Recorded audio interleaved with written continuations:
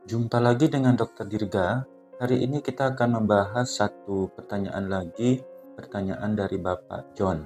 Oke, pertanyaannya, Captopril 50 mg itu jangka efektivitasnya berapa jam, dokter? Dan seharusnya minumnya berapa kali sehari?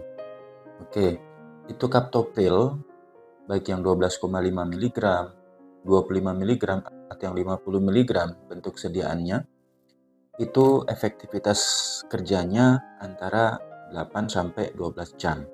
Memang kelebihan Captopril itu mulai kerjanya cepat, yaitu 20 sampai 30 menit dia sudah ada dalam darah, tapi untuk lama kerjanya hanya sekitaran 8 sampai 12 jam. Makanya diambil patokan durasi minum obatnya antara 8 sampai 12 jam. Jadi ini pun sangat individual penggunaannya. Tapi pada umumnya penggunaan Captopril itu minumnya 3 kali sehari atau 3 kali 1. Jadi tiap 8 jam obatnya sudah diminum. Nah, ingat untuk minum obat darah tinggi itu patokannya jam. Jadi sedikit berbeda dengan minum obat gula pada diabetes. Jadi kalau pada hipertensi patokannya jam. Kalau sehari minumnya 3 kali, jadi sebaiknya patokan jam 6 pagi, jam 2 siang, jam 10 malam. Kalau ingin minum malamnya agak lebih sore lagi, nggak kemalaman, dosis paginya dikasih lebih cepat. Jadi bisa saja jam 5 pagi, kemudian jam 1 siang, kemudian jam 9 malam. Jadi kurang lebih tiap 8 jam sudah minum obat lagi. Jadi kalau sudah patokan angka itu 6, 2, 10, 6, 2, 10, jadi setiap ketemu jam itu minum obatnya.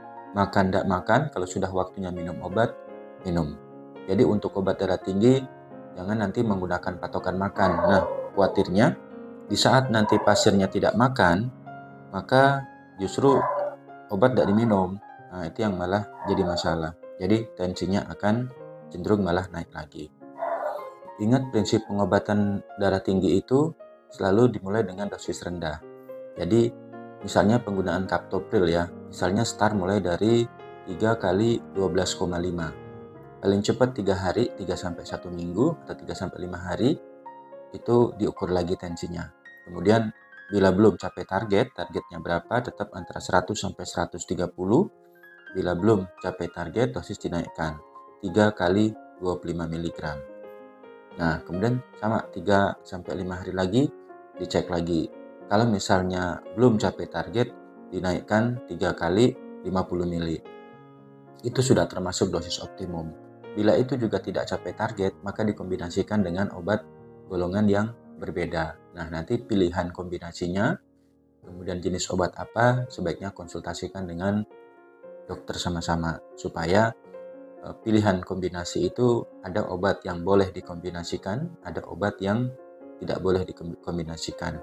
Misalnya pada Captopril itu cukup baik dikombinasikan dengan amlodipin atau nifedipin. Jadi masih bisa kombinasikan dengan golongan obat lain sehingga obat darah tinggi itu ada yang minum 2 macam, 3 macam, bahkan 4 macam obat yang mempunyai efek untuk menurunkan tekanan darah. Jadi pada prinsipnya tekanan darah itu harus dicapai targetnya. Nah, dalam perjalanan pun sama, dokter tidak akan bosan untuk mengingatkan bahwa minimal sebulan sekali periksa cek tekanan darah untuk memastikan apakah obat itu masih efektif atau tidak. Kapanpun tekanan darah itu sudah mulai naik 140 ke atas lagi, berarti saat itu sudah waktunya untuk menaikkan dosis. Demikian juga sebaliknya.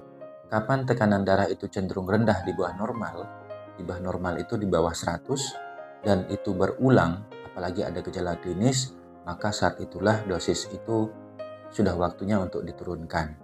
Nah, ingat selama tensi itu masih dalam rentang target antara 100 sampai 130, maka jangan otak-atik dosis.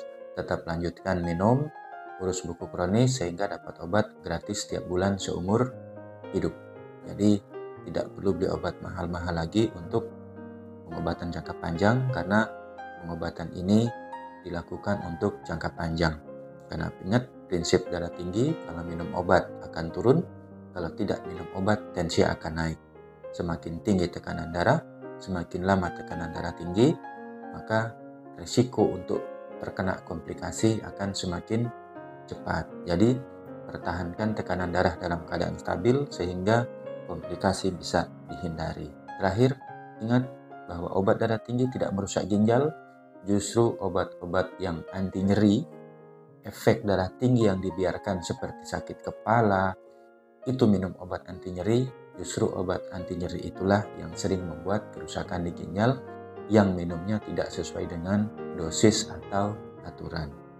Oke, semoga informasi ini bermanfaat. Tetap semangat.